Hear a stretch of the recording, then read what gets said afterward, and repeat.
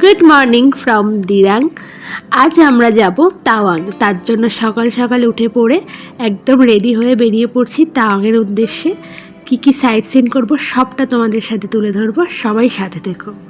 প্রত্যেকবারের মতো আজও আমি উঠে পড়লাম ট্রাভেলারে, উঠে রওনা দিলাম তাওয়াংয়ের উদ্দেশ্যে। যাওয়ার পথে এত সুন্দর প্রাকৃতিক দৃশ্য দেখে আবারও মুগ্ধ হয়ে গেলাম। মুগ্ধ হয়ে তাকিয়ে রইলাম সেই সুন্দর পাহাড়গুলোর দিকে। যেন মনে হচ্ছে দূরের পাহাড়টা আমার খুব কাছে, আমি হাত দিলেই ছুঁতে পারবো। এত সুন্দর দৃশ্য যা চোখ যুগান্তরে ভোলার নয়। পাহাড় স্নোফল হলে একরকম দৃশ্য, আর স্নোফল ছাড়া রোদ ঝলমলে আকাশ আরও অন্যরকম দৃশ্য।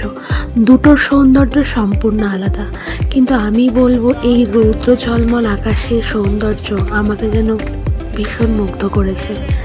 আর এই যে গাড়িতে আমাদের সবাই মিলে ঠাকুরের নাম করতে করতে রওনা দিচ্ছি আমরা তাওয়াংয়ের উদ্দেশ্যে। আমার এই তৃতীয় পর্বের ব্লগে তাওয়াং যাওয়ার পথে ফার্স্ট সাইট সিন পড়বে তাওয়াং মনেস্ট্রি। এটা হলো 500 বছর পুরনো মনেস্ট্রি। খুব সুন্দর একটা মনেস্ট্রি, অনেকটা জায়গা জুড়ে এই মনেস্ট্রিটা। আমাদের এখানে অনেকটাই সময় লেগেছিল সবটা ঘুরে ঘুরে দেখতে। যেহেতু আমরা ট্রাভেলারে সবাই মিলে গেছিলাম, তো আমাদের একটা নির্দিষ্ট টাইম ধরা বাঁধা ছিল। তোমরা যদি গাড়ি করে আসো, অবশ্যই তোমরা তোমাদের সময় মতন এই মনেস্ট্রিটা দেখতে পারবে। আমিও দেখেছিলাম, আমিও সম্পূর্ণ দেখে তবেই আমরা সবাই মিলে আবার তাওয়াংয়ের উদ্দেশ্যে রওনা দিয়েছিলাম। এই মনেস্ট্রির কিছু সুন্দর সুন্দর ক্লিপ তোমাদেরকে শেয়ার করলাম।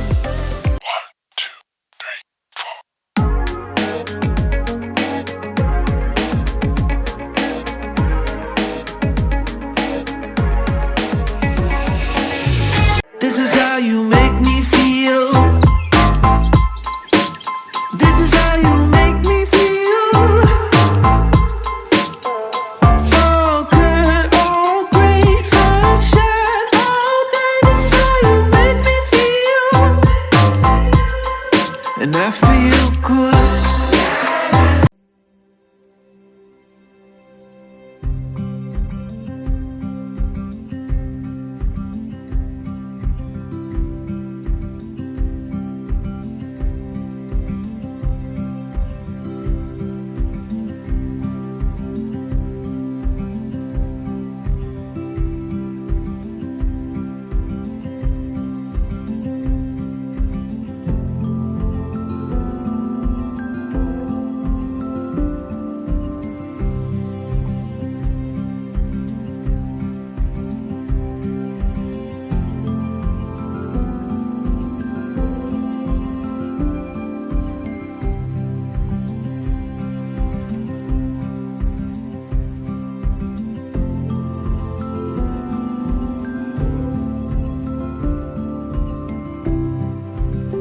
তাওয়াং মনেস্ট্রির পরে আমাদের নেক্সট ভিজিটিং পয়েন্ট ছিল সেলা ওয়ারিয়র।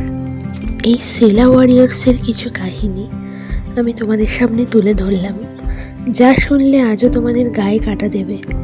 ইভেন আমি বলতে বলতে আমারও গায়ে কাটা দিচ্ছে। সাধারণত অরুণাচল প্রদেশের সিলাপাস এলাকার থাকা ভারতীয় সেনাদের সাহসিকতার কাহিনীকে বোঝায়। বিশেষ করে 1962 সালের ভারত চীন যুদ্ধের সময়কার কথা এটা। 1962 সালের ইন্দো চায়না যুদ্ধে সিলাপাত অঞ্চলে যারা দায়িত্ব পালনকারী ভারতীয় সৈনিকরা ছিলেন, তারা অত্যন্ত প্রতিকূল আবহাওয়া, ঠান্ডা, বরফ ইত্যাদি এত কঠিন পরিস্থিতি থাকা সত্ত্বেও তারা দেশের জন্য লড়াই করেছিলেন। তা স্মৃতির উদ্দেশ্যে এই সেলা ওয়ারিয়র। এবং এই বীরেদের মধ্যে সব থেকে বেশি সাহসিকতার পরিচয় দিয়েছিলেন জসবন্ত সিং রাওয়াত। তিনি অসাধারণ সাহসিকতার পরিচয় দিয়েছিলেন। সেলা ওয়ারিয়র্স খুব সুন্দর, জাস্ট বলার মতন না। আর খুব ঠান্ডাও আছে, তাই তো? আমার ঠান্ডা লাগছে, ওর লাগে না, ওর কোনোদিনই লাগে না। আমার যত রাতে ঠান্ডা লাগে, ও শুধু একটাই তুলনা যে সান্দাকফু গেছিলো, সান্দাকফুতে যে ঠান্ডা পেয়েছে এখানে সেটা পাচ্ছে না। আর সত্যি সান্দাকফুতে তুলনামূলক অনেক ঠান্ডা ছিল। আর একটু আস্তে আস্তে কথা বলাটাই আমার মনে হচ্ছে বেটার। এখানে একটু হালকা হালকা ব্রিদিংয়ের প্রবলেম হচ্ছে, বলো মানে হালকা, ওর হচ্ছে না, আমার হয় সবসময়, সব কিছু আমারই হয়। আমি লাফালাফি করেছি, আমি করিনি কিন্তু না, মোটে এক্সাইটেড হয়ে যায়। আমার সাথে বেড়াতে গেলে ঝগড়া করে, কিছু না কিছু একটা ঝগড়া। ওকে, গাড়ি দাঁড়িয়ে রয়েছে আমাদের, চলে যাই। এরপর আমাদের নেক্সট ভিজিটিং পয়েন্ট ছিল জসমানগড় স্মৃতিস্থল। এখানে কিছু কাহিনী আমি তোমাদের সাথে তুলে ধরলাম। 1962 সালের যুদ্ধের সময় অরুণাচল প্রদেশের এক মেশিনগান নিয়ে 3 দিন ধরে শত শত চীনা সৈনিককে একা হাতে থামিয়ে দিয়েছিল জসবন্ত সিং রাওয়াত। 4 গাড়োয়াল রাইফেলসের এই সাহসী সেনাপতিকে মরণোত্তর মহাবীর চক্রে ভূষিত করা হয়েছিল।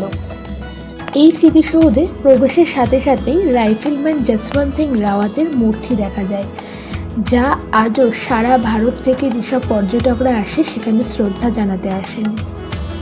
এবং এখানে জসবন্ত সিং রাওয়াতের প্রয়োজনীয় জিনিসপত্র মূর্তির কাছে রাখা হয়, কারণ সেনাবাহিনী বিশ্বাস করে যে তিনি এখনও উপস্থিত আছেন। এবং এটাও বলা হয় যে এখানে একটি স্মৃতিস্থল এবং চীনা সৈন্যদের সমাধিও নাকি এখানে রয়েছে। শেষেরই না বললেই নয়, জসবন্ত সিং রাওয়াত একা প্রায় 72 ঘন্টা চীনা বাহিনীকে রুখে দিয়েছিলেন। স্থানীয় কাহিনী অনুসারে বলা হয়, সেলা এবং নুরা নামে 2 তরুণী তাকে খাবার ও যুদ্ধের রসদ সরবরাহ করতে সাহায্য করেছিলেন। আজও অরুণাচল প্রদেশের সেলা পাস ও নুরানাং ফলস তাদের স্মৃতি বহন করে থাকে। ভারতীয় সেনাবাহিনী আজও বিশ্বাস করে যে জসবন্ত সিং আজও অমর। স্মৃতিস্থলে তাকে আজও নিয়মিত পেনশন, পদোন্নতি এবং খাবারের থালি পরিবেশন করা হয়। এবারে আমরা চলে গেলাম জসবন্তগড় ওয়ার মেমোরিয়াল, যেখানে তোমরা দেখতে পাবে প্রত্যেকটা সিঁড়িতে খুব সুন্দর করে খোদাই করে কিছু লেখা আছে। যেমন প্রথমে আছে শৌর্য, তারপরে আছে কর্তব্য, তারপরে আছে বলিদান, তারপরে বীরত্ব, তারপর জজবা, সংকল্প, হিম্মত, সাহস, নিষ্ঠা, হৌসলা। প্রত্যেকটার কিছু না কিছু একটা মানে আছে, সেই জন্য কিন্তু এখানে এগুলো এইভাবে লেখা হয়েছে।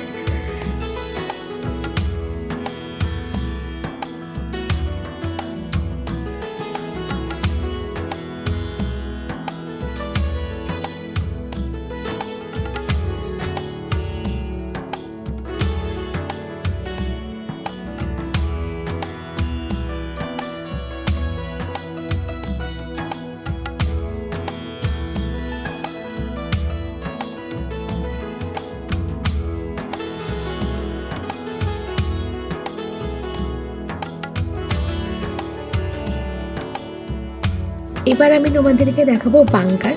সবাই এটার সাথে খুব পরিচিত। এটাই হলো সেই বাংকার যেখানে ভারতীয় সেনারা চীনা সৈনিকদের সাথে যুদ্ধ করেছিলেন। অনেক ক্ষেত্রে ভারতীয় সেনারা গোলাবারুদ শেষ হয়ে যাওয়ার পর বাংকার থেকে বেরিয়ে সরাসরি হাতাহাতি যুদ্ধে লিপ্ত হয়েছিলেন। এরপর আমরা সব ভিজিটিং পয়েন্টগুলো কমপ্লিট করে আমরা একটু ফটোশ্যুট, একটু ভিডিও করে নিয়ে এবার আমরা বেরিয়ে পড়ব সেলা পাসের উদ্দেশ্যে। সেলা পাসের প্রকৃতিটা তোমাদের সাথে জাস্ট না দেখালেই নয়। এত সুন্দর ভিউ, যেটা সত্যি কখনো দিন ভোলা যায় না। তোমরা শুধু ভিউটাকে দেখো।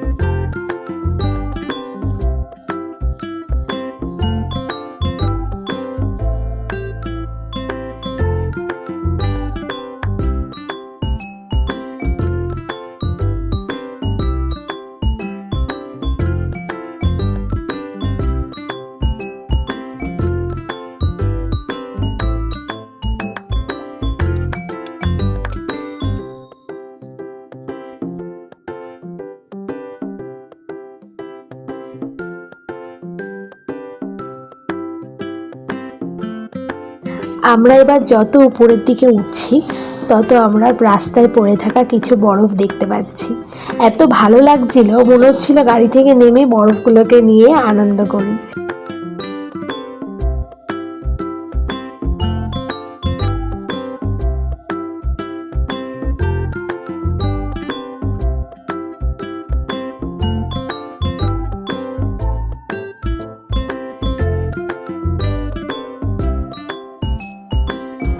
এটা ছিল আমাদের লাস্ট ভিজিটিং পয়েন্ট, ইয়েস সেলা পাস। জাস্ট ভিউটা দেখো, মানে আমি আগেও বলেছি বরফ স্নোফল হলে আলাদা ভিউ, নর্মাল থাকলে আলাদা ভিউ। যখন এখানে স্নোফলে বরফ ভরে যায় তখন অত দূর নামা সম্ভব হয় না, বাট আমরা নামতে পেরেছিলাম।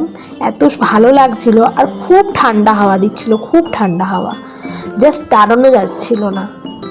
কিন্তু এত সুন্দর না, মনে হচ্ছিল আরও কিছুক্ষণ বসে থাকি যদি সময় থাকতো। এত ঠান্ডা হাওয়া, ওখানে দাঁড়ানো যাচ্ছে না।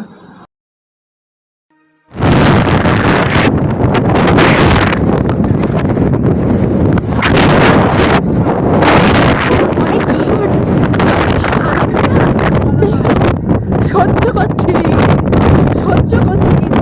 কিন্তু সহ্য করছি এবারে এতক্ষণ না। সেই হালের হাওয়াটার মতো, হালের সানসেট হালে মনে হচ্ছিল হাওয়ার প্রেশার, বুঝতে পারিনি এই জায়গাটা এতটা প্রেশার। হালের হাওয়াটার মতো, হালের সানসেট দেখতে গিয়ে যে ফিলিংসটা দিয়েছিল, কিন্তু হালে মনে হচ্ছিল এর থেকেও জোরে হাওয়া দিচ্ছিল, যথেষ্ট হাওয়ার প্রেশার। বুঝতে পারিনি এই জায়গাটা এতটা প্রেশার হবে, যাচ্ছে না। আমাদের আজকে তাওয়াং যাওয়ার পথে এই সাইড সিনগুলোই ছিল, যে সবগুলো তোমাদের সাথে তুলে ধরলাম। আমরা হোটেলে পৌঁছে গেছি, প্রায় সন্ধে হয়ে গেছে, প্রচণ্ড টায়ার্ড ছিলাম। আমার হাজব্যান্ড চাবি নিয়ে আসছে, আমাদের আলাদা একটা হোটেল ছিল, যে হোটেলটারও ভিউ, রুম সব কিছু তোমাদের সাথে তুলে ধরবো। দেখা হচ্ছে তাওয়াংয়ের পরের পর্বে। ভালো থেকো, সুস্থ থেকো, বাই।